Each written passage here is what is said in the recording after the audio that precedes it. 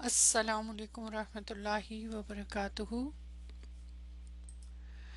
الحمد للہ الصلاۃ والسلام علی رسول اللہ، اما بعد، فاعوذ باللہ من الشیطان الرجیم، بسم اللہ الرحمن الرحیم، رب اشرح لی صدری ویسر لی امری واحلل عقدۃ من لسانی یفقہوا قولی، رب زدنی علما اللہم فقہنا فی الدین، آمین۔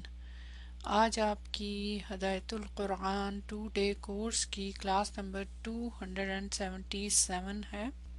انشاءاللہ تعالی آج کی کلاس میں ہم سورہ بقرہ کی آیہ نمبر 265 پہلے اس پہ تدبر کریں گے اور پھر نیکسٹ آیا، کیونکہ ہم دونوں اکٹھی پڑھی تھی ہم نے۔ اس آیت میں جو ٹاپک ہے خرچ کرنے کا ہے، جیسے ہم جانتے ہیں، میں جسٹ اس کا سمپل ٹرانسلیشن کروں گی۔ وَمَثَلُ الَّذِينَ يُنْفِقُونَ أَمْوَالَهُمْ، مثال ان لوگوں کی جو خرچ کرتے ہیں اپنا مال، ابتغاء مرضات اللہ، چاہنے کے لیے، تلاش کرنے کے لیے اللہ تعالیٰ کی رضامندی، وَتَثْبِيتًا مِّنْ أَنفُسِهِمْ، اور ثابت قدمی یعنی جمائے رکھنے کے لیے اپنے نفسوں کو، کامثلی، مثال مانند کس کے ہے، جنت کے، یعنی کہ ان لوگوں کی مثال ایک باغ کے ہے، باغ کی مثال کی طرح دی جا رہی ہے، بربواتن، اونچی جگہ پر ہو، جو اصابہا، اسے پہنچے، وابل، تیز بارش، فآتت، جب اس اونچی جگہ پہ جو باغ ہے بلندی پر واقع، اگر اس پر تیز بارش پڑے تو وہ کیا کرتا ہے، اپنا پھل دیتا ہے، ضعفینی، دگنا، اور اگر لم یصبھا، نہیں پہنچے اسے، وابل، تیز بارش، فتلن، یعنی پھوار پہنچے، تو اللہ تعالی، تو واللہ، اور اللہ، بما تعملون بصیر، جو بھی تم کرتے ہو اللہ تعالیٰ اسے دیکھتا ہے۔ یہاں پہ ہم نے شروع سے اس کو ڈسکس کیا تھا، اس ٹاپک کو، فرسٹ سینٹنسز اچھی طرح سے، خرچ کرنے والوں سے مراد اور ان کی تلاش جانا، اللہ تعالیٰ کی رضامندی۔ تو یہاں خرچ کرنے کا جو عمل ہے، جو نیکی ہے، کہ مال، اپنے مال خرچ کرنے جو ہیں اللہ تعالیٰ کے لیے، مین اس میں پہلا کیا ہماری نیت ہونی چاہیے کہ اللہ تعالیٰ کی رضا، اللہ تعالیٰ کی خوشنودی، خرچ ہی اسی لیے کرنا ہے کیونکہ اللہ نے دیا ہے، اس کا حکم ہے، تو اس کے حکم کی پابندی کرنے کے لیے ہم کریں گے۔ پھر اس کے بعد دوسرا اس کا جو مقصد بتایا گیا خرچ کرنے کا، وہ کیا ہے کہ اپنے نفسوں کو، اپنے آپ کو اللہ کے احکامات پہ ثابت قدم رکھنا، پابندی کرنا، اور ثابت قدمی کرنے کو تو انسان ایک دفعہ دو دفعہ کرتا ہے، لیکن مضبوطی سے اپنے آپ کو جمائے رکھنا، یہ اس کا دوسرا مقصد ہے۔ اور یہ اصل میں کیا ہے، نفس کی تربیت، یہ جو تربیت ہے نفس کی، اس کی ریاضت، بلکہ اس کی ایکسرسائز جو ہے وہ یہ ہے۔ یہاں تک ہم نے بہت ڈیٹیل سے کیا تھا کہ من کے جو معنی دو لیے تھے، من تبعیض اور دوسرا من ابتدائیہ، دونوں ہم سمجھ گئے اس کو اچھی طرح سے، آئی ہوپ سو کہ آپ کے ذہن میں وہ پوائنٹ سارے ہوں گے۔ لیکن یہاں جو اب ٹاپک ہے وہ کیا ہے کہ اپنے نفس کی تربیت خود کرنی ہے، اور کس طرح سے کرنی ہے، عمل سے۔ اب دیکھ لیں آپ، خالی کتابیں پڑھ کے یا خالی قرآن پڑھ کے، تفاسیر پڑھ کے، کورسز کر کے، حدیثیں پڑھ کے نہیں، وہ تو علم ہے نا، وہ تو نالج آ گیا، لیکن اب اس کے بعد عمل بھی کرنا ہے۔ اور نفس کئی حصوں پہ مشتمل ہے، اس کے کئی پارٹس ہیں، ہر انسان کا، ظاہر آپ دیکھیں دماغ میں کتنی چیزیں چل رہی تھی انسان کے نا، ہر ایک معاملے کے اعتبار سے، ہر ایک بندے کے اعتبار سے، حالات کے اعتبار سے، جو بھی زندگی میں گزرتے ہیں تو مختلف طریقے سے انسان ریاکٹ کرتا ہے۔ تو اب ریئیکشن میں اچھا بھی ہوتا ہے، برا بھی ہوتا ہے، تو جو ظاہر غلط ریئیکشن سے روکنا ہے نا خود کو، تو اس نفس کے جو پارٹس، وہ نفس کے جتنے بھی پارٹس ہیں، جتنے بھی عمل کرنے کے لحاظ سے، ان کی اصلاح کے لیے اللہ تعالیٰ نے پھر مختلف قسم کے نیکی کے اعمال دیے ہیں اور اللہ نے سکھائے ہیں، ظاہر ہے کہ یہ کرو اور ان کے پیچھے مقصد ہے۔ اور دیکھیں مال خرچ کرنا جو ہے، ہم تو یہی سمجھتے ہیں، ہمارے دماغ میں کبھی یہ پوائنٹ ہی نہیں آیا کہ اس سے ہمارا اندر ہماری جو روح ہے، ہمارا نفس ہے، ہمارا ایمان ہے، وہ پکا ہوگا۔ اور کس طرح کرنا ہے باقاعدہ طور پہ، جیسے ایکسرسائز میں پلان بناتے ہیں نا، ایکسرسائز جب لوگ کرتے ہوں گے، آپ میں سے اگر کرتے ہیں یا دیکھتے ہیں، آج کل تو بہت ہی رواج ہوا ہے، ایک باقاعدہ رواج ہو گیا ہوا ہے، جس طرح کپڑوں کا اور چیزوں کا ہوتا ہے اس طرح ایکسرسائز کا بھی۔ تو اس میں کیا کیا جاتا ہے، اس میں باقاعدہ طور پہ پلان بنتا ہے پورا کا پورا۔ اب یہ والا کرنا ہے فالو، کھانے کا کیا فالو کرنا ہے، ایکسرسائز کون سی کرنی ہے، صبح شام ہر چیز۔ اور اس سے پھر انسان کی جو باڈی ہے، جو لوگ خاص طور پہ میلز ہی بناتے ہیں نا اپنی باڈی کو شو آف کرنے کے لیے، خواتین بھی کرتی ہیں ایکسرسائزز لیکن وہ مضبوط کرنے کے لیے، تو لیکن جو میلز آپ نے دیکھا ہوگا کیسے شو کرتے ہیں آج کل نا، تو وہ کیا دکھاتے ہیں، اپنے مسلز دکھاتے ہیں کہ وہ مضبوط ہو گئے۔ اچھا ایکسرسائز جو لوگ کرتے ہیں وہ چھوڑ دیں، اگر ایکسرسائز ہمیشہ نہ کریں، باقاعدگی سے نہ کریں اگر، تو کیا ہوگا، نقصان ہوگا نا۔ ان کی وہ جو مینٹین نہیں کر سکیں گے، اپنی جو فزیک ہے اس کو مینٹین نہیں انسان کر سکتا۔ کوئی بھی کام اگر آپ سوچیں کہ اگر اس کو کنٹینیوٹی سے نہ کریں تو وہ تو رہ جاتا ہے، چاہے علم حاصل کرنا ہے چاہے کچھ بھی کرنا ہے، تو وہ باڈی ویکر بھی ہو جائے گی۔ اور پھر جو خاص طور پہ جس مقصد کے لیے انہوں نے کیا ہے ایکسرسائز کا، مقصد بیسیکلی یہی ہونا چاہیے کہ آپ کی فزیک بہتر، آپ کی صحت اچھی ہو، اور اس کے پیچھے بھی مقصد ہونا چاہیے۔ لیکن ہمارے یہاں تو شو آف زیادہ ہے نا۔ ایگزیکٹلی اسی طرح سے یہاں بھی سمجھایا گیا ہے کہ انسان کا جو نفس ہے اس کی ایکسرسائز مسلسل کرنی ہے، جی فائدے کی جگہ نقصان ہوتا ہے، پھر یہ پھر فائدے کی جگہ نقصان ہوتا ہے۔ تو ایگزیکٹلی یہاں بھی یہی بتایا کہ انسان کا جو نفس ہے، اگر آپ نفس کو کھلا چھوڑ دیں، اس کو کنٹرول نہ کریں، تو آپ سوچ لیں جس طرح ایک جانور کو کھلا چھوڑ دیں، اسی طرح ایگزیکٹلی پھر اس کا بھی یہی حال ہوگا، جو دل چاہے کرے۔ اور یہاں پہ اب ہم دیکھتے ہیں جہاں پہ ان چیزوں پہ کنٹرول نہیں ہے، وہاں پھر کیا ہوتا ہے، پھر انسان جانوروں سے بھی بدتر ہو جاتے ہیں، جہاں پہ وہ اپنے نفس کو کھلا چھوڑے۔ سب سے خطرناک چیز نفس ہے، تو اس کو کنٹرول کرنے کے لیے اس کی باقاعدہ طور پہ ایکسرسائزز ہیں، اور پھر اس کے مختلف حصوں کو کنٹرول کرنا ہے۔ تو اسی طرح ایگزیکٹلی بتایا، تو جو مال خرچ کرنا ہے یہ ایک پارٹ جو ہے اس کا، جس سے اس کا تعلق ہے، جو جذبے اس سے ریلیٹڈ ہیں کہ وہ اس کے لیے اس کی ریاضت اور بتائے گی، اور یہ خود کرنی ہے سوچ کے کہ جب مال خرچ کر رہا ہوں تو اس سے اللہ تعالیٰ خوش ہوں گے، مجھے اجر دیں گے، اور ساتھ ساتھ میرے نفس کی اصلاح ہوگی۔ تو اپنے نفس کی تربیت خود کرنی ہے، طریقہ اللہ نے بتا دیا۔ اب خود جب کرنی ہوتی ہے کوئی بھی کام تو کانشیسلی کرتا ہے نا انسان، باقاعدگی سے کرتا ہے۔ اسی طرح ہم ڈسکس کر چکے ہیں تھوڑا سا کہ ہماری جو جتنی بھی عبادات ہے، اللہ تعالیٰ نے جتنے احکامات دیے نا، اس کے پیچھے ہمارے ہی فائدے ہیں ہر لحاظ سے۔ تو جتنی بھی عبادات ہیں، جس میں نماز لے لیں، نماز تو ڈیلی ٹائم 5 ٹائم ہم پڑھ رہے ہیں نا، یہ کتنا مؤثر قسم کا عمل ہے، یہ کتنا مؤثر عمل کی حیثیت رکھتی ہے نا نماز۔ اور نماز ایک مومن کو کیا کیا سکھاتی ہے، اگر ہم اس کی لسٹ بنائیں تو ایک لمبی لسٹ بنے گی۔ سب سے پہلے تو وہ اللہ تعالیٰ کے ساتھ وفاداری سکھاتی ہے، اس کا جذبہ پختہ ہوتا ہے، اللہ تعالیٰ کے ساتھ تعلق جڑتا ہے، اس کے ساتھ کہتے ہیں نا بندگی کا جو ایک لذت ہے، وہ اس کو آنا شروع ہو جاتی ہے جب انسان نماز کے ساتھ اپنا صحیح نماز کے ساتھ تعلق جوڑتا ہے نا۔ پھر اس کے علاوہ ویسے بھی جو اس کا طریقہ کار ہے نماز ادا کرنے کا، باقی آپ کو پتہ ہے مذاہب میں اتنی سختی نہیں ہوتی ہے، عبادات تو باقی مذاہب میں بھی ہیں، لیکن اس میں اتنی سختی نہیں ہے کہ اتنے ٹائمنگز کی پابندی، اتنا ٹائم اتنے گھنٹے کا بیچ میں مارجن ہے، اس سے اس کے بعد پھر دوسری نماز آ جاتی ہے، اور پھر اس کی جو سارے باقاعدہ طور پہ وضو کرنا، اس کے لیے جتنے بھی قبلہ رخ ہونا، اس سے کیا ہوتا ہے، نظم و ضبط پیدا ہوتا ہے۔ اور پھر خاص طور پہ مسجد میں جا کے پڑھنا آدمیوں کے لیے نا، مسجد میں جا کر، تو یہ ساری چیزیں جو ہیں باقاعدگی سکھا رہی ہیں نا انسان کو۔ اور اس کے بعد پھر اس کے باقی فوائد، ٹائم مینجمنٹ، ایوری تھنگ۔ تو اب خالی نماز میں باقاعدگی کرنی ہے نہیں، جب انسان ہر چیز اللہ کی مرضی سے کرتا ہے تو اس کی پوری زندگی جو ہے وہ ایک ٹائم مینجمنٹ سے پھر چلتی ہے۔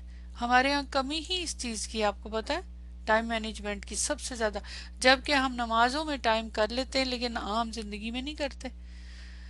تو اسی طرح اور بھی اس کے بے شمار فائدے ہیں نماز کے، تو آپ کو پتہ ہے نا کتنے فائدے ہیں، انٹرنلی بھی، روحانی طور پہ بھی۔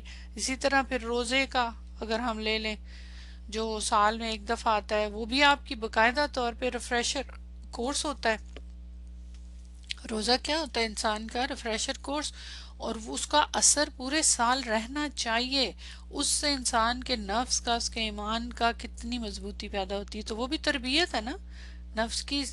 اس سے نماز کے ساتھ ساتھ سب سے زیادہ اثر رکھنے والی عبادت روزہ ہے، جو جسمانی طور پہ بھی ہے۔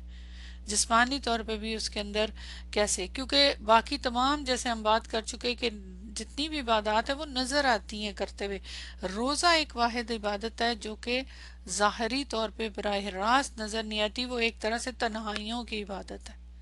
باقی چاہے تہجد کی نماز بھی ہے، آپ اگر نماز پڑھ رہے ہیں کوئی بھی دیکھ سکتا ہے آپ کو، جب تک آپ بتائیں گے نہیں کہ میرا روزہ، روزے کا تو نہیں پتہ چلے گا نا۔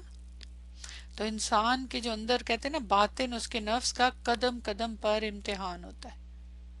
تو ان تمام عبادات کا اصل ہدف کیا ہوتا ہے کہ ایک جو مومن ہے وہ اپنے باطن کو پاکیزہ بنائے۔ اسی طرح خرچ کرنا کیا ہے؟ اپنے مال کو پاکیزہ بنانا، اس میں اس کے اندر اضافہ ہوتا ہے، سخاوت، فیاضی، اور اس سے انسان کے نفس کی تربیت اس سینس میں ہوتی ہے کہ وہ خوشی ہوتی ہے نا، محسوس ہوتی ہے جب آپ کسی کے لیے کر رہے ہیں۔ اور جو یہ جاتے ہیں خرچ کرنا، کہاں جاتا ہے؟ غریبوں پہ، مسکینوں پہ، جو بھی اللہ تعالیٰ نے بتایا نا۔ تو یہ مومن کی جو تربیت ہے، اس کی تشکیل ہے، اس کا ایک زبردست ذریعہ کردار کا، اور اس سے پتہ چلتا ہے کہ انسان کی جو نفس کی تربیت ہے اس سے انسان کی پھر کریکٹر نظر آتا ہے کہ یہ کتنا نرم دل اور کس ٹائپ کا ہے۔ اور پھر سب سے بڑی چیز جو مجھے لگتا ہے نفس کی تربیت کی، اس میں کیا ہوتی ہے؟ مطمئن ہونا انسان کا اندر سے نا، سکون آ جانا اس کا نا۔ کیوں؟ کیونکہ دیکھیں جب انسان اپنی محبوب چیزوں کو چھوڑنا، کون چھوڑنا چاہتا ہے اپنی محبوب چیزوں کو؟ کوئی بھی نہیں چھوڑنا چاہتا جن سے آپ کو محبت ہوتی، دلی محبت، اور یہ مال بھی انہی میں شامل ہے، پتہ ہے آپ کو؟ مال، دولت، آپ کے اولاد، سب اسی میں شامل ہے نا۔ تو اسی وجہ سے جب مومن اللہ کی راہ میں اگر خیرات کرتا بھی ہے، جب انسان کرتا ہے بڑے لیول پہ سم ٹائم، بار بار، تو کبھی کبھی شیطان اس کے دل میں ڈال دیتا ہے مال محبت، مال کی اور دولت کی جو محبت ہے، پھر اس کے بعد میں اوہو یہ تو مجھے بعد میں ضرورت پڑ سکتی تھی، میں نے زیادہ کر دیا، اس طرح مطلب مختلف زبان سے نہیں کچھ کہتا لیکن دل کے اندر تو فیلنگ ہو سکتی ہے نا، ہوتی ہے کئی لوگوں ایسے ہوتا ہے ایسے۔ تو کیونکہ لیکن جب دل میں اس سے زیادہ محبوب کی یاد آ جائے، یعنی اس سے بھی زیادہ بڑھ کر کسی کی محبوب کی محبت اختیار کر جائے جو کہ اللہ تعالیٰ ہے، تو پھر اس کے بعد کیا رہ جاتا ہے؟ پھر تو اصل محبت ہی رہے گی نا دل میں، کیونکہ جسے عقل بھی اور ایمان بھی تسلیم کرتا ہے، تو اصل محبت تو لائق ہی اس کے ہے نا۔ پہلا محبوب کون ہے؟ وہی ہے سب سے، پھر بعد میں چیزوں کی محبت ہونی چاہیے۔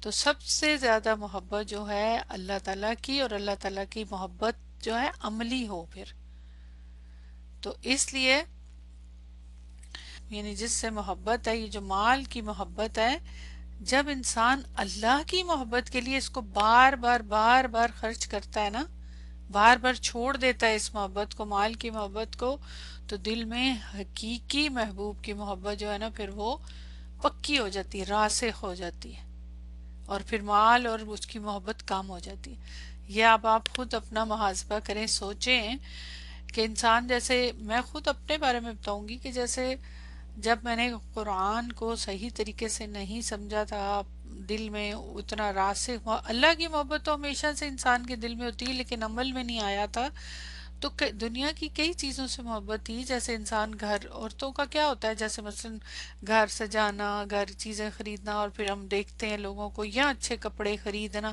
تو سارا کچھ مال سے ہی ہوتا ہے نا۔ تو مجھے بھی شوق تھا گھر کو سجانے کا، چیزوں کا سب، لیکن اللہ کا اتنا احسان ہے کہ جب قرآن پڑھنا شروع کیا تو آہستہ آہستہ وہ چیزیں بیکار لگنا شروع ہو گئی، اور مجھے آج بھی یاد ہے کہ میں نے اپنی سارے گھر کے جتنے ڈیکوریشن تھے سب سے پہلے وہ چیزیں میں نے نکالی، سب سے پہلے میں نے ان کو سب کو سیل کر دیا تھا۔ تو وہ سارے اتنے اچھے اچھے وازز ہوتے ہیں یا وہ جو کرسٹل کی چیزیں ہیں یا جو بھی چیزیں ہیں، سب چیزوں کو میں نے سیل کر دیا تھا۔ مجھے وہ اچھی نہیں لگتی تھی، نہ میرا دل کرتا تھا ان کو، اور پھر اوپر سے ٹائم ہی نہیں ہوتا تھا کہ ان کو دیکھیں، جو دنیا میں چیزیں ہوتی ہیں ان کو بھی سنبھالنے کا ٹائم لگتا ہے نا، ان کی بھی ٹیک کیئر تو کرنی پڑتی ہے نا۔ اور تو اور گیسٹ آئیں گے تو ان کے بچوں سے بھی بچانا پڑتا ہے، کچھ ٹوٹ جائے تو دکھ بھی ہوتا ہے، تو یہ فضول کام ہے نا سارے کے سارے۔ تو اللہ کا اتنا احسان ہے کہ اب ضرورت کی جو استعمال ہے وہ تو کرتے ہی ہیں، لیکن ڈیکوریشن اور جو ایکسٹرا چیزیں وہ تو دل میں نہیں ہے نا، اب تو اس کی کوئی محبت نہیں ہے نا، بالکل ہے ہی نہیں، فیلنگ ہی نہیں ہے۔ اب تو اگر کوئی اپنے لیے بھی ضرورت کی چیزیں بھی انسان خریدتا ہے، جیسے کپڑے لیتا ہے یا کچھ، تو بھی دل میں ایک عجیب سا وہ لگا رہتا ہے کہ شاید زیادہ آگے ہیں۔ مجھے تو ایسے ہی فیلنگ ہوتی رہتی ہے کہ یہ کیوں پڑے ہوئے پہنے نہیں جا رہے، کیونکہ یہاں پہ پہنے نہیں نا جاتے کپڑے، زیادہ استعمال ہی نہیں ہوتے جو پڑے ہوتے ہیں، تو وہ پڑے ہی رہتے ہیں، تو تھوڑا سا دل کے اندر نا ایسے ہوتا رہتا ہے کہ یا اللہ یہ تو پہنے بھی نہیں جا رہے، کیونکہ مسئلہ یہ ہے کہ پھر کبھی کبھی پہننے کی ضرورت پڑ بھی جاتی ہے تو پھر نہیں ہوتے سم ٹائم، میرے ساتھ تو یہ ہو چکا ہے نا۔ لیکن اب پہنے اگر نہیں جا رہے، کہیں جانا نہیں ہو رہا، کوئی آنا نہیں ہو رہا خاص طور پہ، تو یوں لگتا ہے کہ ان کی تو ضرورت ہی نہیں ہے، تو پھر اب کیوں پڑے ہوئے ہیں، کیونکہ ایکسٹرا پڑا ہوا ہے تو اس کا حساب ہونا ہے۔ جی بالکل، ہاں بالکل نہیں ہوتے تب بھی پرابلم ہوتی ہے۔ اب یہ دیکھیں نا اس طرح فیلنگ ہوتا ہے، لیکن دوسری طرف سوچیں تو ہمیں پتہ ہے اس بات کا، اب یہ علم ہو چکا ہے کہ ہماری ہر چیز کا حساب ہوگا، ہوگا نا، مطلب ہم سے پوچھا جائے گا نا، تو پھر اب اس سینس میں اگر انسان ہر وقت کانشیس رہے تو پھر تو کوئی بھی چیز لیتے ہوئے ڈر نہیں لگتا، سوچتا ہے انسان۔ بس پھر یہی ہے، تو اس لیے جب آپ یہ عمل بار بار انسان دہراتا ہے نا کہ مال جو جس سے اس کو محبت ہوتی ہے اس کو بار بار خرچ کرتا ہے، ہمیں شاید یہ فیل ہو کہ مال سے محبت، عجیب سا فیلنگ ہوگا، ہے نا، ہو رہا ہوگا آپ کو بھی، لیکن حقیقت میں ہم ارد گرد دیکھیں تو ایسا ہے نا، سب سے زیادہ محبت تو انسانوں کو یہاں پہ مال سے ہی ہے نا، اپنی چیزوں سے کتنی، اور خاص طور پہ پیسے سے محبت جمع کر کے رکھنا، پھر چیزیں لینی، اپنے مال کو خرچ کرنا نا اپنے اوپر۔ تو اس لیے دل کو اللہ کی محبت کے لیے مضبوط کرنا، جمانے کا اللہ تعالیٰ نے یہ طریقہ بتا دیا ہے، آپ دیکھ لیں، یہ کلیئر کہا ہے اللہ تعالیٰ نے کہ اسے خرچ کرو، جس چیز سے محبت ہے اس کو خرچ کرو، اسی لیے کہا گیا ہے کہ جو سب سے پسندیدہ چیز ہے اس کو دینے کا اجر ہی ہو رہا ہے، مطلب فالتو اور جو ضرورت نہیں ہے، جو پسند نہیں ہے، وہ تو دینا آسان ہوتا ہے نا، اور پھر اسے بار بار خرچ کرو، بار بار اللہ کے اور اس کے رسول اور اس کی دین کی خاطر مختلف طریقے سے خرچ کرنا نا، دین کی محبت میں بھی خرچ کرنا ہے، انسانوں کے لیے بھی کرنا ہے، یہ بھی دین ہی کے مطلب سے ہو جائے گا نا، جب اللہ نے کہا ہے، جہاں بھی اللہ نے کہا خرچ کرنے کو، جیسے جیسے یہ عمل دہرایا جائے گا ویسے ویسے دل میں مضبوطی آئے گی، توانائی آئے گی، باقاعدہ طور پہ جیسے ہم وائٹامن کھاتے ہیں تو اس سے ہمارے اندر ایک انرجی آتی ہے نا، اس طرح انسان کے نفس کے اندر انرجی آئے گی، اور پھر ایک وقت آئے گا کہ جب انسان اگر روک لے گا، جیسے کہ ابھی میں بات کر رہی ہوں، اگر کچھ پڑا ہوا ہے پیسے ایکسٹرا یا کچھ بھی، تو پھر افسوس ہوگا انسان کو، پھر پریشانی ہوگی، کیونکہ اللہ کے راستے میں خرچ کرنے سے جو لطف اور جو لذت اور جو سکون ملتا ہے، وہ احساس روکے رکھنے سے پھر نہیں ہوگا نا۔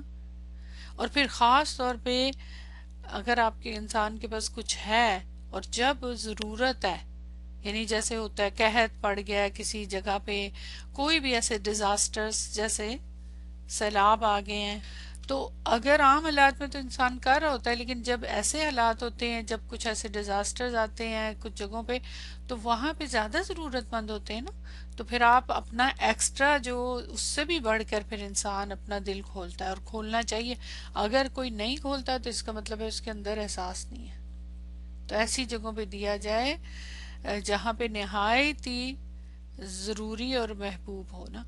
اچھا، یہاں پہ میں تفاسیر جب پڑھتی ہوں نا مختلف، تو کبھی کبھی ایسے پوائنٹس آ جاتے ہیں کہ جو آپ کو اچانک سے کچھ ضرورت بھی ہوتی ہے ان باتوں کی، تو آپ حیران ہو جاتے ہیں کہ اللہ تعالیٰ کیسے رہنمائی کرتا ہے. تو یہی ٹاپک میں پڑھ رہی تھی تو اس میں ایک تفسیر میں یہ بھی چیز آئی کہ جیسے باقی تو ضرور جو بھی ڈیزاسٹرز ہوتے ہیں کہیں ان کے لیے تو آپ دیتے ہیں جب جہاں ضرورت ہوتی ہے، لیکن ایک اس میں یہ بھی لکھا ہوا تھا کہ ان عزیزوں کو دیا جائے، رشتہ داروں کو جن سے تعلقات ناگواری کے حد تک بگڑے ہوئے ہوں، اگر ان کو ضرورت ہے. ظاہر ہے ایسے تو نہیں دینا جب ان کو ضرورت ہے، اگر تو کوئی اس طرح کے حالات ان پہ آئے ہوئے، لیکن آپ کے ان کے ساتھ حالات اچھے نہیں ہیں، مطلب وہ آپ سے ناراض ہیں جس وجہ سے بھی ہے، چاہے ون سائیڈڈ ہے یا آپ کی بھی غلطی ہے، تو ان کو دیا جائے.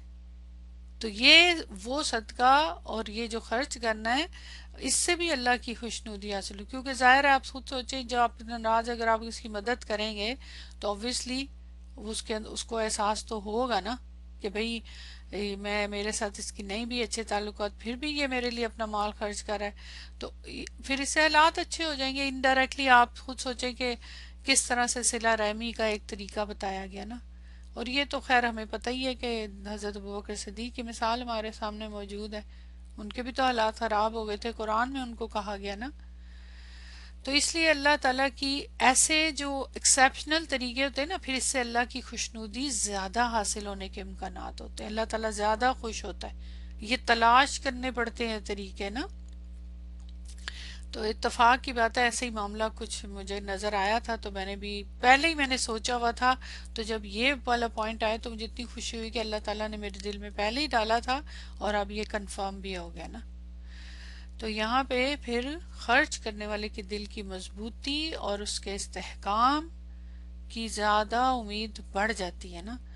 اور باقی دوسری عبادات کی طرح یہ بھی ایک عبادت ہے، اس سے بھی حقیقی طور پہ جو حقیقی فائدہ بھی اللہ ہی کی طرف سے ہوتا ہے نا. لیکن حقیقت میں یہ فائدہ کس کو ملتا ہے؟ انسان کو، انسان ہی کی طرف لوٹتا ہے، جس طرح دوسری عبادات سے، یعنی نماز، ہر عبادت کا فائدہ انسان کو ہوتا ہے نا. تو کیونکہ اللہ تعالیٰ کے ہاں انسان کے دل کی کیفیت دیکھی جاتی ہے، صرف ظاہری نہیں دیکھا جاتا. انسان تو ظاہری دیکھتے ہیں نا، لیکن وہاں اللہ تعالیٰ دل کی کیفیت دیکھی جائے، نہ کہ فقط مال کی مقدار. اللہ تعالیٰ کہتے ہیں نا کہ مجھے تو تمہارے دلوں کا حال. اچھا ایک حدیث اس صورت میں جو آپ سن بھی چکے ہوں گے، حضرت ابو ہریرہ رضی اللہ تعالیٰ عنہ سے روایت کی کہ آپ صلی اللہ علیہ وسلم نے فرمایا، اللہ تعالیٰ تمہاری صورتوں اور تمہارے مالوں کو نہیں دیکھتا، وہ کس کو دیکھتا ہے؟ تمہارے دلوں کو اور تمہارے عملوں کو دیکھتا ہے. اور یہ بڑی فیمس، بڑی سمپل حدیث ہے، اس کو کون نہیں سمجھ سکے گا کہ شکلیں، صورتیں، تمہارے مال ان کو نہیں دیکھتا، وہ تو دیکھتا ہے کہ تم کس نیت سے دے رہے ہو، کس دل سے دے رہے ہو اور کیا عمل کر رہے ہو دینے کے بعد بھی. اچھا ایک اور روایت ہے اس میں، حضرت علی رضی اللہ تعالیٰ عنہ نے خرچ کرتے وقت فرمایا کہ ہم ابو بکر نے حضرت بلال کو بھاری قیمت پر خرید کر آزاد کیا. تو مشرکوں نے سنا یہ بات، انہوں نے کہا ضرور بلال نے ابو بکر پر کوئی احسان کیا ہوگا. یہ ایک حضرت علی سے ریلیٹڈ واقعہ ہے، واللہ عالم اب اس کی اتھینٹسٹی کیا ہے، لیکن بہرحال جس کا بدلہ چکانے کے لیے ابو بکر نے بلال کو اتنی گراں قیمت پر خرید کر آزاد کیا. اب ان کے لیے تو یہ غلط چیز، مطلب اتنی فائدہ مند نہیں تھی نا. تو اللہ تعالیٰ نے حضرت ابوبکر کی تعریف میں فرمایا، پھر اس کے لیے اللہ تعالیٰ نے ایک آیت، یہ ایک آیت جو ہے سورہ اللیل کی آیا جو ہے نا، اس سے ریلیٹڈ یہ کہا گیا، کیونکہ بہت ساری قرآن میں آیات ہیں جس میں اسی ٹاپک کے اعتبار سے کہا گیا ہے. تو یہاں پہ دیکھیں سورہ اللیل کی آیت نمبر 07 ہم آلریڈی پڑھ چکے ہیں. یہ جتنے بھی صحابہ ہیں، خاص طور پہ بڑے بڑے صحابہ جنہوں نے خاص طور پہ جن کا تعلق کس سے ہے؟ مال سے، اور ان میں حضرت ابوبکر صدیق، حضرت عثمان، حضرت صہیب رومی، جن کے بارے میں یہ آیت نازل ہوئی کہ لوگوں میں سے وہ جو اپنے نفس کو بیچ دیتا ہے، بیچ دینا. تو یعنی پھر وہ اس کے اندر کیسے نہیں اسلام کی جڑیں مضبوط ہوں گی نا، کیسے نہیں اس کا جو نفس ہے وہ مطمئن ہوگا نا. تو اس کے لیے پورا واقعہ آپ کو پتہ ہے نا حضرت صہیب رومی کا کیا ہوا تھا، معلوم ہے نا، اس کو مجھے دہرانے کی ضرورت نہیں کیونکہ یہ آلریڈی ہم لوگ پڑھ چکے ہوئے ہیں نا. تو یہاں پہ یہاں تک اب یہ والا پوائنٹ اللہ کا شکر ہمارا کمپلیٹ ہو گیا، جس کے اندر کیا ہے پوائنٹ کہ یہ مقصد تو یہ ہوگی بات آگے. پھر اب اس ایسے لوگوں کے لیے مثال دے رہے ہیں اللہ تعالیٰ، ان کو تمثیل دے رہے ہیں. کا مثلی مانند مثال جنت، جنت کے ہے، یعنی ایک باغ کے. یہ باغ جو ہے نکرہ ہے لیکن نکرہ مخصوصہ ہے، خاص باغ ہو گیا نا، کیونکہ اس کی پھر آگے ڈیٹیل آ رہی ہے. کیونکہ اس کی آپ کو پتہ ہے نا، بی ربوتن کیا ہے پھر یہ اونچی جگہ پر. باغ کی خصوصیت آ گئی نا، تو نکرہ موصوفہ ہو گیا، پھر یہ اس کی صفت آ گئی آگے. تو یہ جو باغ ہے کہاں پہ ہے؟ اونچی جگہ پر ہے، بلند اور ہموار جگہ پہ ہے. اچھا یہاں پہ اگر ہم یہ نوٹ کریں کہ اونچی جگہ پر ہے باغ، اس کی نعت آ رہی ہے خاص طور پہ، اس کی کیا ریزن ہے؟ اونچی جگہ بتانا، خالی باغ بھی تو آ سکتا تھا کہ ایک باغ ہے بس، اگلی آیت میں بھی آ رہا ہے اسی طرح. تو یہاں یہ بلندی کا معنی سے کیا معنی نکل رہا ہے؟ کچھ اس سے کوئی اور چیز سمجھ آ رہی ہے ہمیں کہ باغ کی جو صفت ہے وہ کیا ہے؟ کہ وہ اونچی جگہ پہ بلند ہے، بلند جگہ پہ. اچھا اس کو ذرا ذہن میں لائیں. جیسے اب اگر گراؤنڈ پہ نارملی کتنے باغ ہوتے ہیں نا، کتنے گارڈنز ہوتے ہیں، لیکن اگر اونچی جگہ پہ باغ ہوتا ہے تو اس سے کیا فرق ہوتا ہے نیچے والے کا اور اوپر کا؟ اس تمثیل کو خود سوچیں. اچھے جگہ، اونچی جگہ میں اچھی جگہ ہونے سے کیا معنی ہے؟ پھر کیا فائدے ہوتے ہیں اس کے؟ جی اونچی جگہ پر گڈ ویدر کا وجہ سے زیادہ ہرا بھرا ہوتا ہے، ٹھیک ہے، پانی جمع نہیں ہوتا، ٹھیک ہے، دیکھنے کا جی پرومیننٹ ہے، ہوا اچھی ہوتی ہے، بالکل زبردست، لو ٹیمپریچر، ٹھیک ہے، گڈ، ویری گڈ. ساری آپ نے اس کی فائدے بتا دیے نا. سب سے پہلی چیز کہ یاد رکھیں کہ اگر ایسی زمین پر باغ ہو تو اس کی بلندی کا مطلب فائدے کے طور پہ کہ ایک تو وہ دیکھنے میں اچھا لگے گا. ہم نے دیکھا ہے نا کئی جگہ، کئی دفعہ ایسے آپ نے دیکھا ہے، اب تو بلڈنگز جو بنائی جاتی ہیں، بڑی بڑی بلڈنگز، ان کے اوپر کے فلور پہ سوئمنگ پول اور گارڈنز بنائے جاتے ہیں، سب سے اوپر بلڈنگز میں. مطلب ویسے تو نیچرلی جو پہاڑوں کے اوپر یا ایسی جگہوں پہ بنایا جائے تو دور سے نظر آتا ہے، تو وہ دیکھ کے ہی بڑا اچھا لگتا ہے، خوبصورت لگتا ہے نا، ایک نظارہ سا فیل ہوتا ہے. دوسری طرف ایک پوائنٹ شاید آپ میں سے کسی نے لکھا ہو، تیزی سے اوپر چلا گیا، کہ جب سیلاب آتے ہیں، کیونکہ قدرتی آفات بھی تو آتی ہیں نا، تو جو اگر نیچے زمین پہ جو باغ یا کھیت یا چیزیں ہوتی ہیں وہ تو بہہ جاتی ہیں نا، ان کو تو نقصان پہنچتا ہے. لیکن اگر سپوز سیلاب آتا ہے تو اونچی جگہ کا جو بلند جگہ پہ باغ ہوگا وہ تو بچ جائے گا نا، پھر اس کو تو وہ سیلاب، زمینی سیلاب یا وہ نقصان تو نہیں دے گا نا، اس سے محفوظ کرتا ہے. یعنی اس کے فائدے بہت زیادہ ہے نا، تبھی تو وہ دیا گیا، ورنہ اس کا کیا فائدہ؟ قدرتی جو باغ ہے نا اس کا یہی تصور ہوتا ہے کہ وہ ذرا اونچی جگہ پہ ہوتے ہیں اور اس کے دامن میں نیچے پانی بہ رہا ہوتا ہے. یہ ہم پہلے بھی پڑھ چکے ہیں نا، اور پہلے بھی آیت میں پڑھ چکے ہیں کہ جس کی پھر خود بخود آبپاشی بھی ہو رہی ہوتی ہے، کیونکہ پانی تو نیچے چاہیے ہوتا ہے نا، اوپر تو نہیں چاہیے، تو دامن میں پانی بہ رہا ہوتا ہے اور سیراب ہو رہے ہوتے ہیں وہ نا. جی بالکل ایگزیکٹلی. تو بھی رب وطن ٹیلے پر، یعنی بلند جگہ پر، بلند جگہ کو مخصوص کیا گیا ہے خاص طور پہ نا. اور پھر اوپر کی جگہ پہ پھر وہی جیسے آپ نے مختلف پوائنٹس لکھے کہ ہوا، دھوپ، ہر چیز جو ہے وہاں پہ پراپر ایک مہیا ہوتی ہے. سم ٹائم نیچے ہے تو پھر صحیح طرح دھوپ بھی نہیں آئے گی. تو یہ بتانے کا، کرنے کا مقصد ہے یہ نا، یہ لفظ آنے کا پورا ایک، اس کے پیچھے پوری ایک سائنس بھی ہے جو آج کل کے زمانے میں ہوتی ہے. تو اس لیے یہاں پہ یہ پوائنٹ سارے ہو گئے. اچھا اس کے بعد اب مثال جو ہے نا اس کے دیکھا جائے، جو باغ کی مثال دی گئی ہے، جو اونچی جگہ کا باغ ہے، یہ اس کی نعت ہو گئی. اب اس کے اندر جو آگے پوائنٹ ہے نا اس میں دو رخ سے بتایا گیا، یعنی اب یہ کس کی بات ہو رہی ہے؟ کمثلی، مثال اس کی. اچھا پہلے مجھے یہ بتائیں کہ یہ مثال کس کی مثال دی جا رہی ہے؟ مانند مثال تو باغ ہے، لیکن کس کے ساتھ اس کو ریزمبل کیا جا رہا ہے.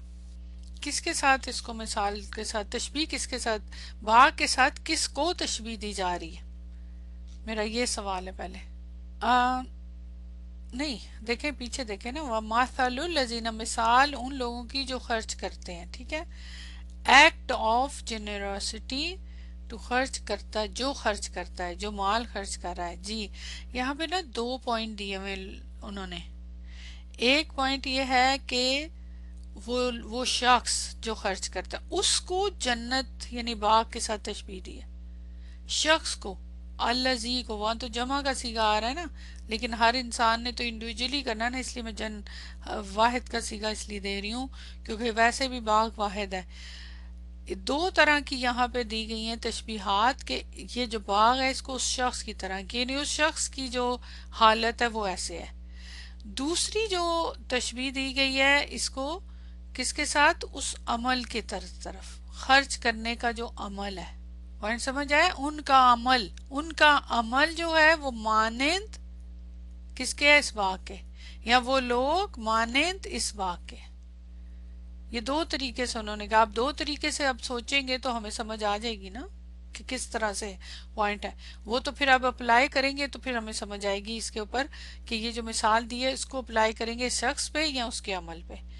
یعنی ان کا عمل اس باغ کی طرح ہے، جو وہ باغ ایسا باغ، ان کا عمل یعنی ان کا عمل ایک اونچا ٹیلے پر ہے. باغ جو ہے اونچے ٹیلے پر زرخیز زمین پر واقع ہے.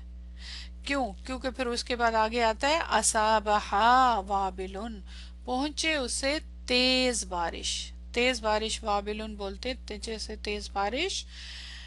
فآتت، تو وہ دے اقلہا، اپنا پھل، ضعفین. جب اسے تیز بارش اونچی جگہ پہ جو باغ ہے اس کو پہنچتے، مثال کو پہلے الفاظ کو دیکھ لیں پھر اس کے بعد ہم اپلائی کریں گے. تو اس سے کیا ہوتا ہے، تیز بارش اس کو فائدہ دیتی ہے کہ زیادہ پانی، زیادہ زرخیزی آتی ہے، اور اونچی جگہ پہ ہے تو ایکسٹرا پانی تو بہہ جاتا ہوگا. ویسے آپ کو پتہ ہے نا کہ جو پلانٹنگ کرتے ہیں لوگ ان کو یہ بات پتہ ہوگی کہ جو پھل فروٹ اور وہ جو ہوتے ہیں ان کو پانی بھی ایک مقدار سے دینا ہوتا ہے، ضرورت سے زیادہ بھی نہیں دینا ہوتا. کچھ ایسے ہوتے ہیں جن کو زیادہ چاہیے ہوتا ہے، جیسے چاول کی اناج ہے اس کو بہت زیادہ پانی چاہیے ہوتا ہے، لیکن زیادہ تر پھلوں کو ان کو زیادہ پانی دیں تو وہ جل جاتے ہیں.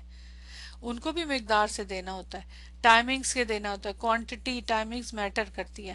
اب جب اوپر کی جگہ پہ آئے تو وہاں تیز بارش سے یہ ڈبل کیوں آ رہا ہے، یہ فائدہ ڈبل پھل دے رہا ہے بارش سے. کیوں؟ کیونکہ جتنا چاہیے ہوگا اتنا وہ لے لے گا، زیادہ بارش سے ضرورت کے مطابق باقی بہہ جائے گا خود بخود، کیونکہ اوپر ہے نا تو پانی تو اوپر سے نیچے ہی آتا ہے نا. تو یہاں پہ وہ کہہ رہے ہیں کہ وہ پھر زیادہ پھل دے گا. اگر زوردار بارش ہوگی تو وہ زیادہ پھل اس سے اس کو ملے گا. یہ ایک رخ ہو گیا اس کا، مثال کا ایک رخ. اور فَإِن لَمْ یُصِبْہا، پس نہیں پہنچے اسے، وابلن تیز بارش، فَتَلٌ، اور کیا ہو تو شبنم ہی صحیح، بس شبنم ہی صحیح یعنی کافی ہے. اب یہاں فتلن ہم آلریڈی اس کو ڈسکس کر چکے ہوئے ہیں. اگر دیکھا جائے کہ کافی ہوگی، میننگ یہ بنے گا نا کہ اگر ذرا سی تیز بارش پڑے گی تو پھل دگنا آئے گا، اور اگر زور کی بارش نہ ہو تو صرف فوار ہی پڑے تو کافی ہے. تو بھی کافی ہے، باغ پھر بھی پھل لے آئے گا لیکن دگنے نہیں لائے گا. جتنے نارمل وہ لاتا ہے وہ اتنے آئیں گے نا. ہاں کافی بارش بھی فائدہ آئے گی. اچھا یہاں پہ آپ کو پتا ہے نا فتلن جو ہے اس کے لیے محذوف مانا گیا ہے نا، مطلب اس کو فا کو عطف کیا گیا لیکن حقیقت میں محذوف بھی مانا گیا. کیا محذوف مانا گیا اس کا، یہ فائل بن رہا ہے نا، تو سیم یہی والا فعل فا اصابہا، یا تو اس سے پہلے اس کو مانا گیا ہے، اس سے پہلے فتلن سے پہلے کہ اس سے پہلے مانا گیا ہے، فعل کی بات کر رہی ہوں. فا اسا، پس پہنچے اسے، فا ادھر لگائیں گے، فا جو ہے فا اس کے ساتھ لگے گی، فا اصابہا، اس طرح پہنچے اسے، کیا پہنچے، شبنم، تو اس کو فائل بنائیں گے. یہ بھی ایک آپشن ہے. جی مطلب جملہ اسمیہ وہ تو ہم ڈسکس کر ہی چکے ہوئے ہیں نا، وہ ہم نے کیا تھا جملہ اسمیہ کے طور پہ بھی نا. تو اس طرح کر کے ڈفرنٹ ٹائپ کی اس کی ایکسپلینیشن دی گئی ہیں، کیونکہ پیچھے ہے نا فعل استعمال ہو رہا ہے نا. تو یعنی نہ پہنچے اسے تیز بارش، بس پہنچے اسے شبنم، اس معنی میں نا محذوف مانا گیا نا. تو اس طرح بھی کہا گیا نا. مقصد یہ ہے کہ بارش کی کمی پیشی سے اس باغ کو نقصان نہیں ہوگا، یعنی اگر کم بارش بھی ہوگی تو بھی پھل دے گا، زیادہ بارش ہوگی تو زیادہ پھل دے گا. ٹھیک ہے نا. تو اس کو اب ریلیٹ کیا گیا کس کے ساتھ؟ ان لوگوں کے ساتھ یا اس عمل کے ساتھ کہ جو اللہ کی راہ میں خرچ کرنے والوں کی خیرات کی حالت ہے وہ یہاں پہ مذکور کہی کہ وہ ان کا بھی ان کے اوپر بھی اسی قسم کے معاملات ہوتے باغ کی طرح ہے نا، کہ باغ پر کثیر بارش ہو تو پھل زیادہ ہوگا، کم بارش ہوگی تب بھی پھل ضرور ہوگا. یہی حالت کس کی ہے؟ مومن کی. یہی حالت مومن کی خیرات کی ہے کہ اگر اس کی خیرات کے ساتھ. اچھا اب بتائیں مجھے مومن کا کیسے ہوگا، بتائیں مجھے. اب اس کو اس کے ساتھ آپ ریلیٹ کریں کہ یہ دو ہے نا اس کے پارٹ. دگنا کیسے ہوگا اس کا پھل؟ تیز بارش سے کیا مراد ہے مومن کی خیرات سے، اور نارمل پھل جو اس کے اوپر آئے گا اس سے کیا مراد ہے؟ چلیں بتائیں. اب آپ بتائیں، سب سے پہلے بتائیں دگنا کیسے ہوگا. تیز بارش مومن کی خیرات کے ساتھ کیا تعلق ہے؟ میں ویٹ کروں کیونکہ یہ تو وہ ظاہر ہے تمثیل تو آ گئی نا، باغ کی تمثیل تو ہمیں سمجھ آ گئی، ہمارے امیجن بھی آ گیا. اجر دگنا کیسے ہوگا؟ دیکھیں خیرات کرنا، مال خرچ کرنا، زکوٰۃ تو ہمارا فرض ہے نا، صدقہ دینا سب کرتے ہیں ہم لوگ، ٹھیک ہے، خیرات میں سارا کچھ آ گیا. تو اب تیز بارش کا خیرات کے ساتھ کیسے روکیں گے مومن کا؟ نہیں، اس کی جو خیرات ہے جو اس کا خرچ کرنا ہے وہ دگنا کیسے ہوگا؟ اچھا نیت جتنی خالص ہوگی، ویری گڈ. زیادہ سخاوت یا زیادہ خلوص یا زیادہ مشکل حالات میں صدقہ کرنا، ویری گڈ. خیرات وتھ پیور نیت وداؤٹ ریوارڈ ڈیمانڈنگ، ٹھیک ہے، ویری گڈ. اچھا اگر ہم یہ دگنے کو چھوڑ دیتے ہیں، ویٹ کریں، ٹھیک ہے.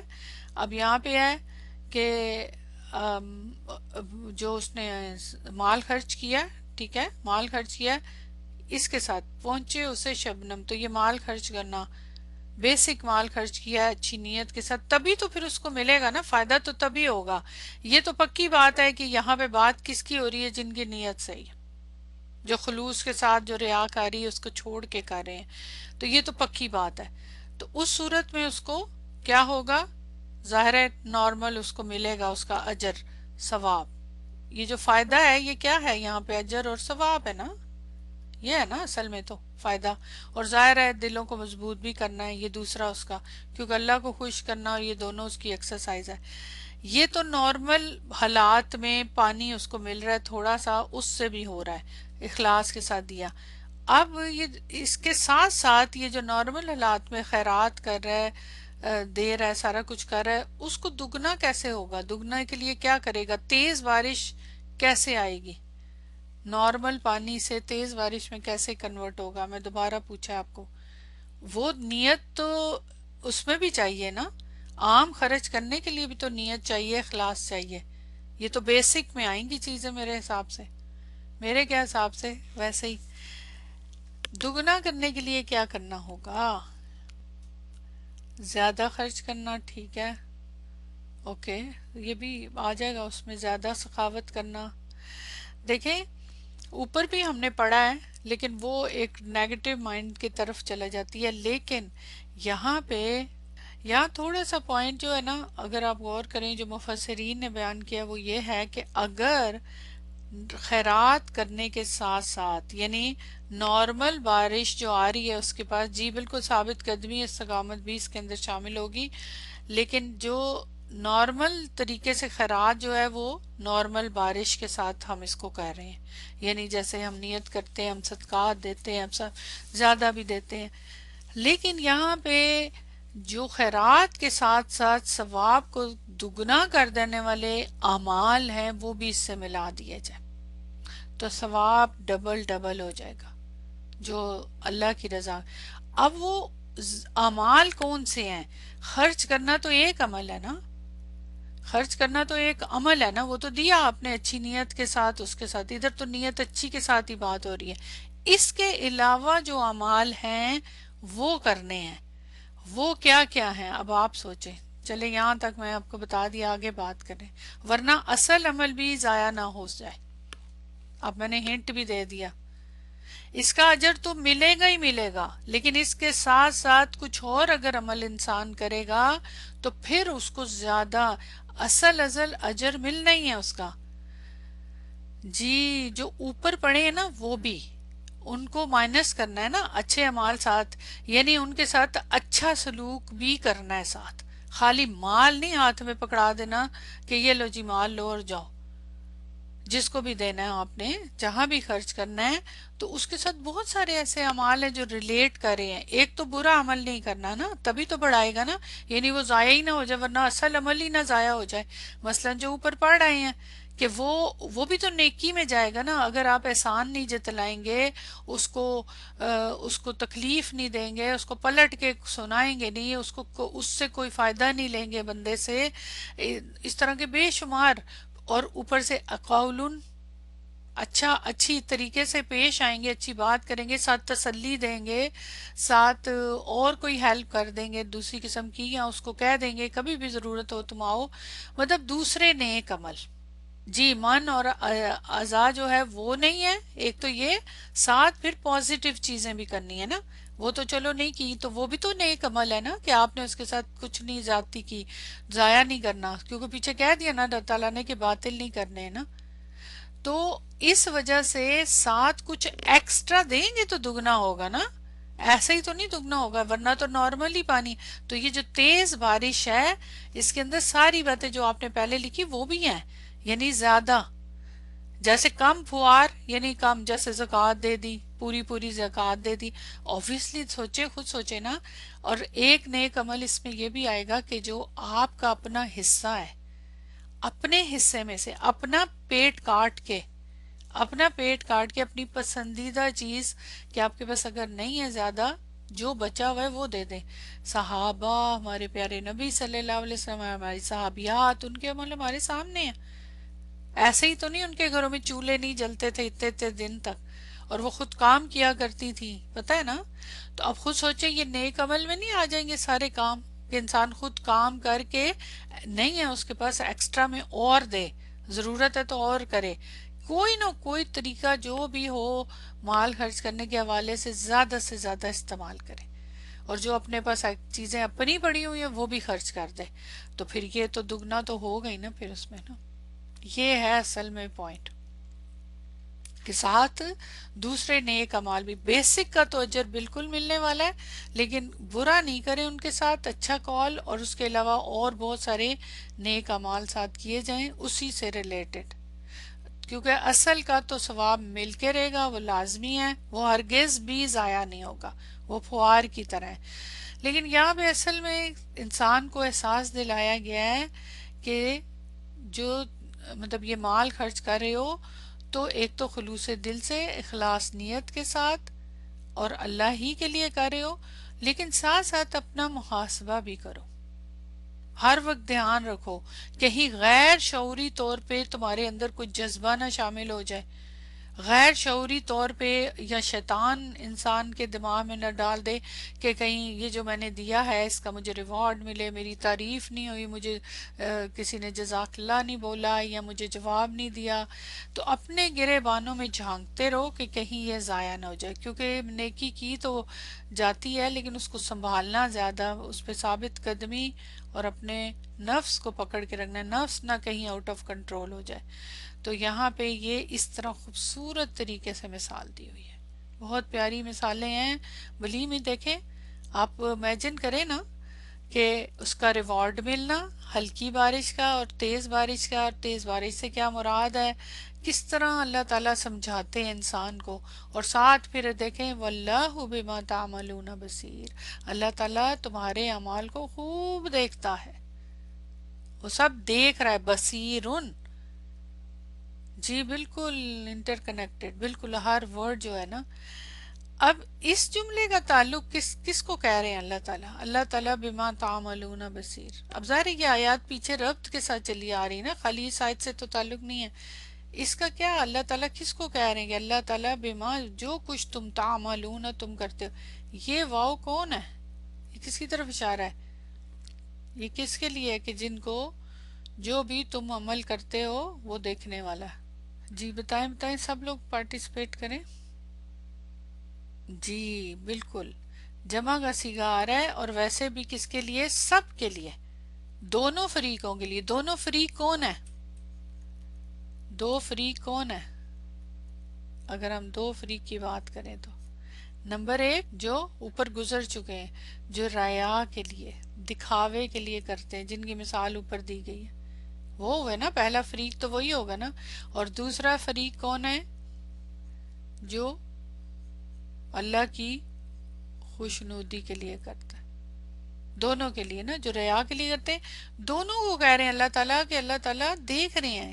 دونوں فریقوں کے ساتھ ہے نا، کہ خرچ کرنے والے فریق کے لیے پھر کیا ہوتا ہے؟ دکھاوے کے لیے خرچ کرنے والے کے لیے اس میں تخفیف ہے، خوف کی بات ہے اس کے اندر. اشارہ ہے کہ اللہ تعالیٰ دیکھ رہا ہے کہ تم کس طرح کر رہے ہو، تمہارے دلوں کا حال وہ دیکھ رہا ہے، تمہاری شکلوں کو، تمہاری نیتوں کو، تمہاری ہر چیز کو دیکھ رہا ہے، نظر رکھ. اچھا دیکھیں، اگر یہاں ہوتا ہے اللہ تعالیٰ علیم ہوتا، جو کچھ تم کرتے ہو وہ جانتا ہے. نوٹ کریں ذرا، اگر یہاں علیمن ہوتا بصیرن تو کیا فرق پڑتا؟ بصیرن سے کیا فرق پڑ رہا ہے؟ ذرا یہ میرے دماغ میں ابھی پوائنٹ آیا. علیمن بھی تو ہو سکتا تھا نا. اللہ تعالیٰ جو بھی تم کرتے ہو عمل وہ جانتا ہے. دیکھا جائے تو وہ زیادہ سوٹ کر رہا ہے اس کے ساتھ علیمن. جی اب بتائیں ذرا، بصیرن سے کیا فرق پڑا؟ کیا فیلنگ ہو رہی ہے؟ اور جواب دیں. بصیرن سے کیا زیادہ تاکید ہے؟ کیا ہے؟ دیکھ رہا ہے تمہارے کیے عمل کو، جانتا ہے تمہارے عمل کو. دونوں میں کیا فرق ہے؟ اسٹرونگ کس سینس میں ہے؟ دیکھ رہا ہے، ہمیشہ دیکھنے والا ہے. جی دیکھیں، آلویز واچنگ، ایگزیکٹلی دائمی طور پہ اس میں آتا ہے نا. دیکھیں اگر ہم فیل کریں کہ اگر کوئی بندہ، جی سی سی ٹی وی کیمرہ اگر آپ کو پتا ہے یہ بات کہ آپ کے اوپر کوئی دیکھنے والا ہے، کیمرہ لگا ہوا اوپر، آپ جہاں پہ بیٹھ کے کام کریں، آفس میں کہیں بھی، تو وہ واچ کر رہا ہے، تو آپ کے عمل کیسے ہوں گے؟ خود سوچیں. آپ کانشیس نہیں رہیں گے ہر وقت؟ چھپا کے کچھ کر سکیں گے کہ آپ کی ہر ہلنا جلنا کرنا، سارے کام نظر میں، آپ کچھ بھی نہیں کر سکتے. اور زیادہ کانشیس، زیادہ دھیان رکھیں گے. ڈرایا گیا نا، بالکل ڈرایا گیا، مور کانشیس. اگر ہوتا میں جانتا ہوں، مجھے علم ہے کہ تم کیا کرتے ہو، تو پھر بندہ نہیں اتنا ڈرے کہ ٹھیک ہے علم ہے. لیکن دیکھنے کا علم جو کبھی ہر وقت کیمرہ لگا ہوا ہے اور تمہارے اوپر ہے، نظر ہے میری. جی تو یہاں پہ کیمرے کی مثال پرفیکٹ آ گئی نا. بصیر کا مطلب یہ ہے کہ اللہ تعالیٰ کی آنکھیں جو ہیں کیمرہ ہی ہے نا انسان کے لیے. اور لیکن یہ کیمرہ کس قسم کا ہے؟ دنیا کے کیمرے سے بالکل الگ. کیسے؟ چلے بتائیں. جو دنیا میں کیمرے جیسے آفیسز میں لگے ہوتے ہیں، ہر جگہ لگے ہوتے ہیں، اسٹریٹ پہ تو وہ دیکھ رہے ہوتے ہیں، ادھر سے سب نظر آ رہا ہوتا ہے، آواز بھی سم ٹائم آتی ہے. اس کیمرے کی خاص کیا بات ہے؟ کیا باریک بینی ہے اس کی خاص بات کیا ہے؟ ہاں یہ کیمرہ ایسے ہے کہ جو اندر تک دیکھ رہا ہے، یہ اندر تک، نیت تک. یہ صرف باہر سے نہیں دیکھ رہا کہ تم کیا عمل کر رہے ہو، یہ اندر تک دیکھنے والا کیمرہ ہے اللہ تعالیٰ. ایم آر آئی والا، ایم آر آئی سے بھی کئی چیزیں رہ جاتی ہیں. اللہ تعالیٰ کی، اللہ تعالیٰ کہہ رہے ہیں نا کہ میں دیکھنے والا ہوں. تو اس کی تو کوئی مثال ہی نہیں نا ہم دے سکتے. بس ہاں اپنی دنیا کی چیزوں کے ساتھ ریلیٹ کر کے اس کو سمجھ سکتے ہیں، لیکن حقیقت میں نہیں. ولی میں یہ ابھی میرے دماغ میں پوائنٹ آیا تو ماشاءاللہ آپ لوگوں نے اس میں پارٹیسپیٹ کیا اور غور کر لیا. کیونکہ دیکھا جائے تو یہاں علیمن آ سکتا تھا نا، علیمن فٹ تھا. علیمن نہیں کوئی بھی ہوتا ساتھ اس کے جو تم عمل کرتے ہو میں جانتا ہوں. جاننے والا ہوں ہمیشہ سے. اللہ تعالیٰ تو جانتے ہیں، پہلے بھی جانتے ہیں، یہ بھی پتا ہے کہ وہ آگے کیا کریں گے. اللہ تعالیٰ کے لیے تو سب کچھ پہلے سے ہی پتا ہے نا اللہ تعالیٰ کو، کہ یہ شخص جو بھی عمل کر رہا ہے یہ کیا کرے گا، یہ کیا کر چکا ہے اور آگے کیا کرے گا، اس کی کیا کیا ہوں گے. اللہ تعالیٰ کو سب پتا ہے. لیکن یہ بصیرن، یہ اللہ تعالیٰ نے اپنے حساب سے نہیں بتایا، یہ بندے کے حساب سے بتایا ہے کہ اس کو پتا ہو کہ جو تم کرو گے اس کو روکنے کے لیے، اس کو وارن کرنے کے لیے بتایا ہے، اس کو خوف دلانے کے لیے کہ میں تمہارے اوپر نظر رکھے ہوئے. اچھا یہ تو ہو گیا نا ریاکاری کے لیے. اب جو دوسرے ہیں جو اللہ کی خوشنودی کے لیے دیتے ہیں، ان کے لیے کیا اس کے اندر فائدہ ہے؟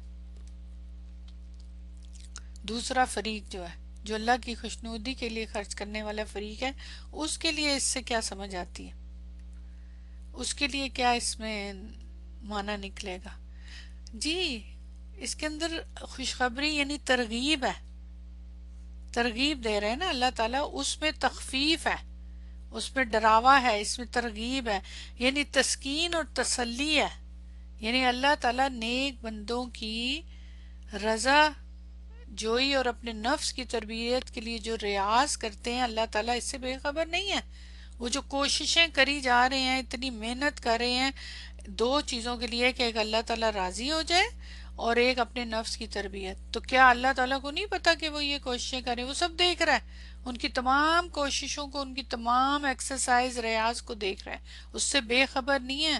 وہ سب دیکھ رہا ہے، وہ اپنے ہر بندے کو اس کی محنت، اور جب دیکھ رہا ہے تو پھر کیا ہوگا؟ اس کی جتنی بھی محنت ہے، اس کا جو اخلاص ہے، وہ نوٹس کر رہا ہے. اسمالسٹ ایکٹ آلسو، تو اس کی محنت اور اس کی قربانیوں کا پورا پورا بدلہ دے گا.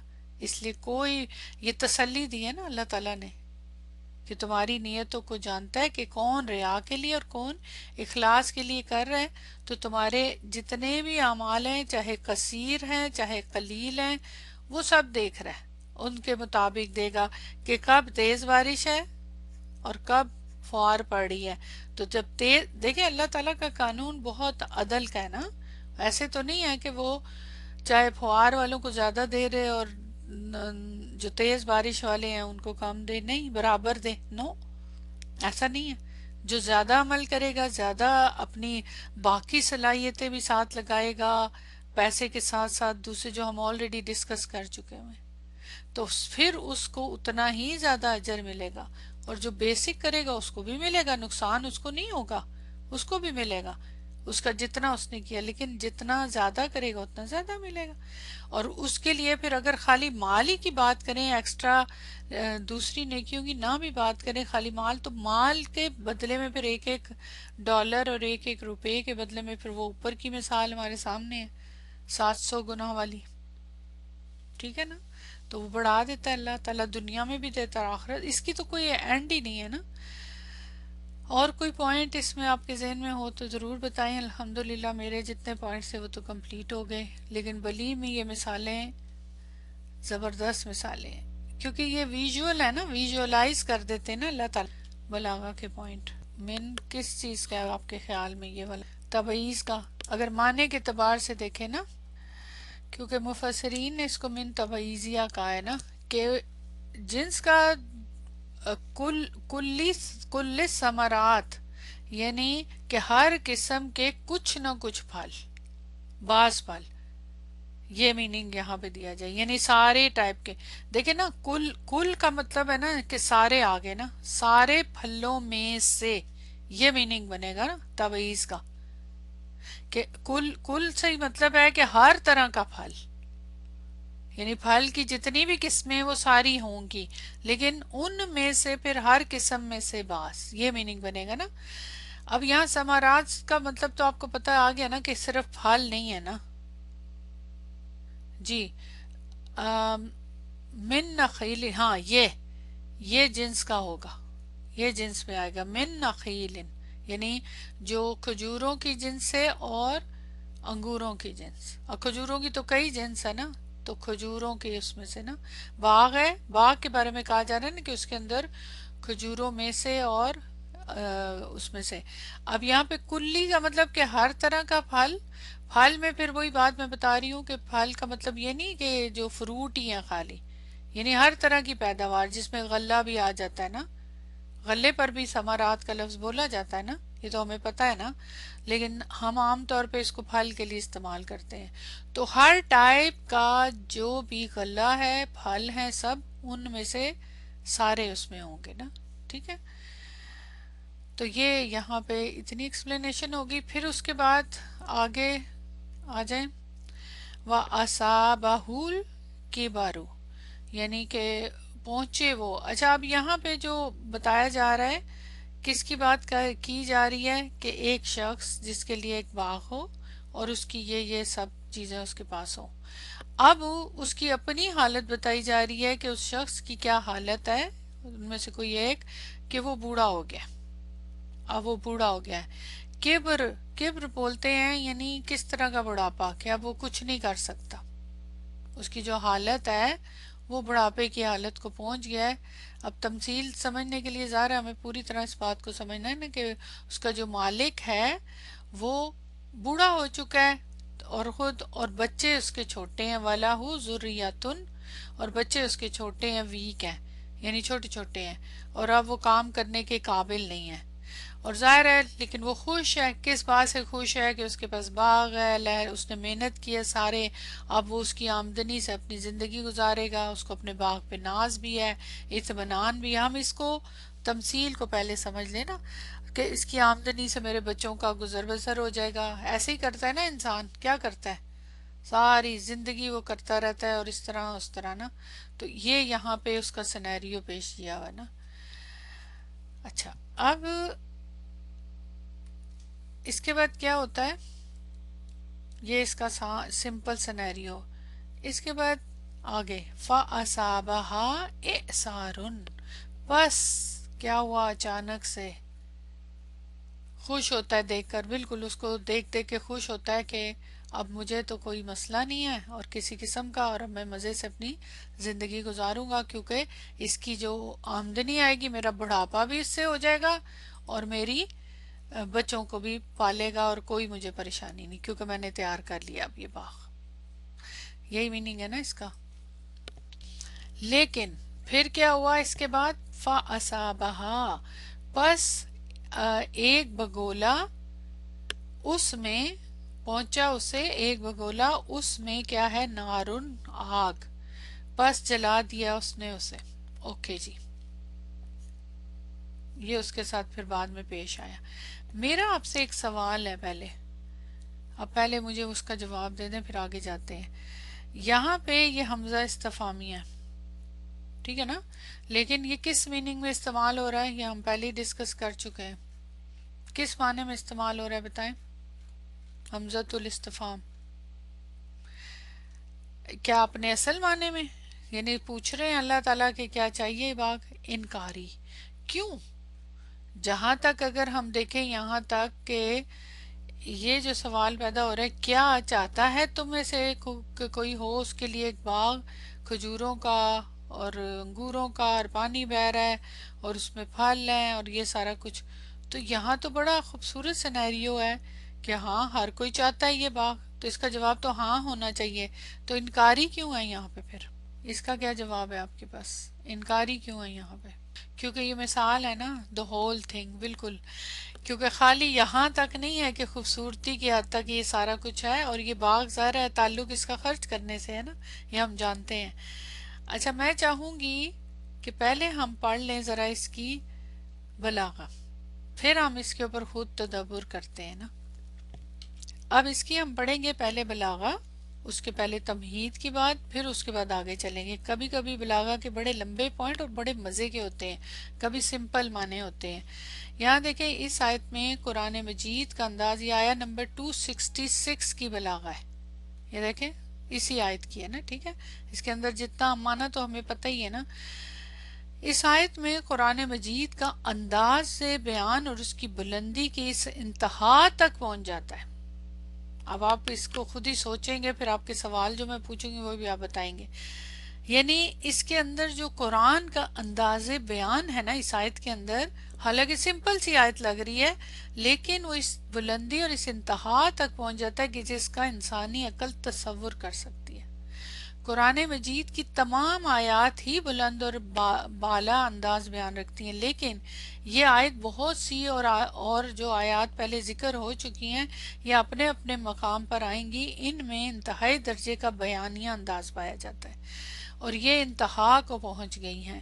یہ آیت اس ریاکار شخص کے خرچ کرنے کے لیے ضرب المثال ہے کی حیثیت رکھتی ہے، جو اوپر گزر چکا ہے، جو ریاکار ہے، جو درجہ ذیل چیزوں کے لیے خرچ کرتا ہے، اترانے کے لیے، نفس کی محبت کے اعلان کے لیے، لوگوں کو اس غلط فہمی میں مبتلا کرنے کے لیے کہ وہ بہت بلند مقام پر پہنچا ہوا ہے، حالانکہ اس کے اعمال تو برباد ہو رہے ہوتے ہیں۔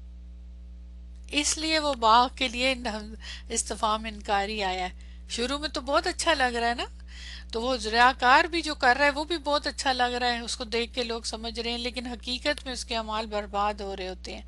ہم اس بارے میں ذرا تفصیل سے بات کریں گے جو اس کے بعید والے مقاصد کے مطابق ہے۔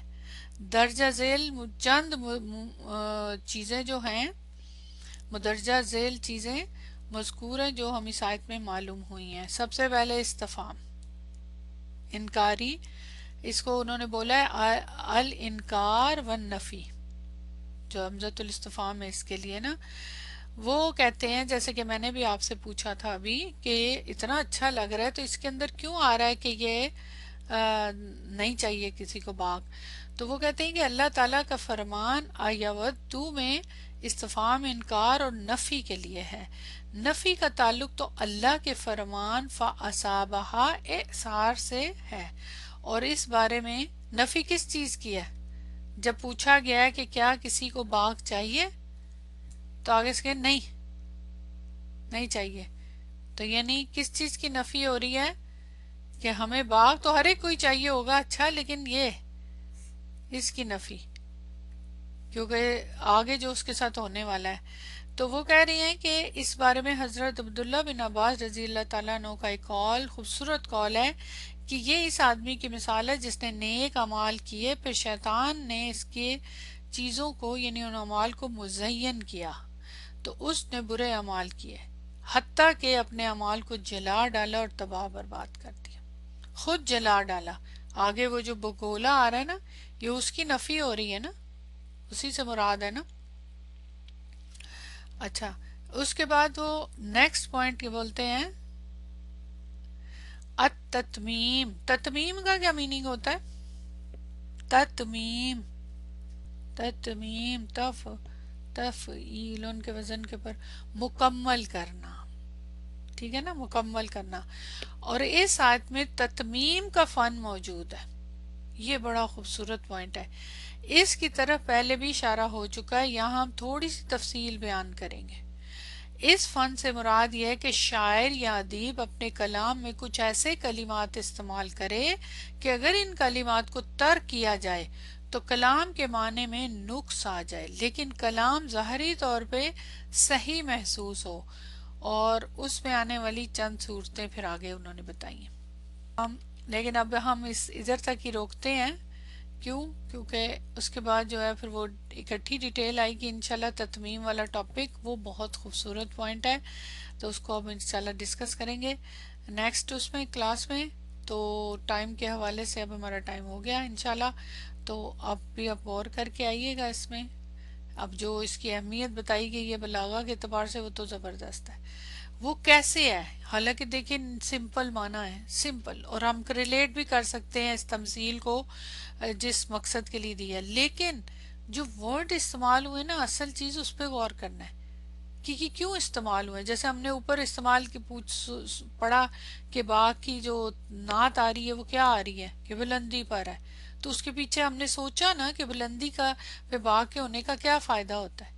اب یہاں پہ جو باغ کی تفصیل آ رہی ہے اس حساب سے سوچیں گے، اور پھر آگے بھی مزید جو باتیں ہیں اس حساب سے جو اس کی تباہی ہونے جا رہی ہے۔ دو پوائنٹ تھے نا اس کے اندر کے عمل جو ہے، اس کو ہم کر لیتے ہیں کہ جنت باغ جو ہے اس کو دو پوائنٹ آف ویو سے کہا گیا نا کہ اس یہ مثال جو دی گئی ہے مانند مثال باغ کے، کون؟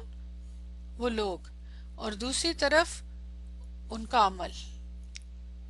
تو اگر ہم اس پوائنٹ آف ویو سے دیکھیں کہ ایسا باغ جو اونچائی پر ہو، اور پھر آگے ان کا عمل، تو اس لحاظ سے اگر لوگ انسان کی بات کریں تو کس سینس میں پھر یہ انسان کا بلند ہونے کا معنی آئے گا؟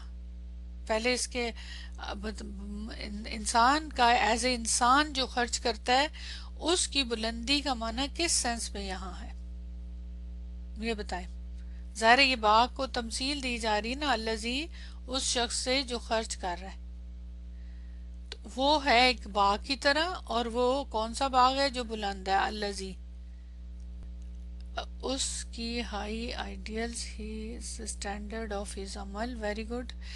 عمل کی بات نہیں کر رہی میں، اس کی ذات کی بات کر رہی ہوں جی۔ یعنی ذاتی طور پہ جو شخص جو ہے اس طرح اس کا جو مال خرچ کرتا ہے نا اللہ کی رضا کے لیے، اور یہ تو اس کا کریکٹر بھی تو پھر مضبوط ہو جاتا ہے نا، کردار۔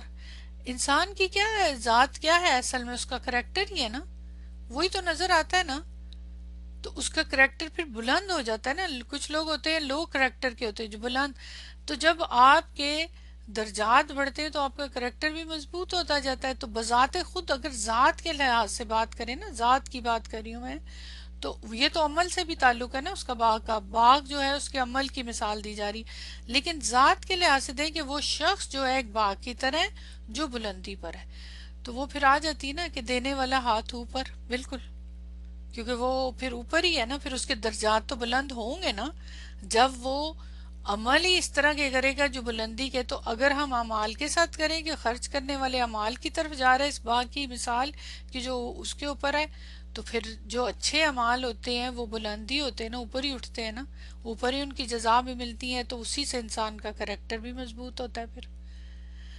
تو اعمال کے وجہ سے ہی تو درجات ہی بلند ہوتے ہیں نا، اور اعمال بھی پھر اوپر کے درجات میں ہوں گے تو جنت بھی پھر اوپر کے درجے کی ملے گی۔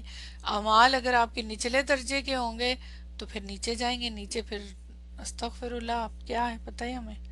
تو اس لحاظ سے دونوں طرح سے اگر دیکھا جائے تو انسان کی ذات بھی بلند ہوتی ہے، اس کی شخصیت بھی بلند ہوتی ہے، دکھاوے سے نہیں، دکھاوا چند دن کا ہوتا ہے، اور ایون دنیا میں تو ہوتا رہے، لیکن آخرت میں تو سب سے پہلے ان لوگوں کو جہنم میں جھونکا جائے گا۔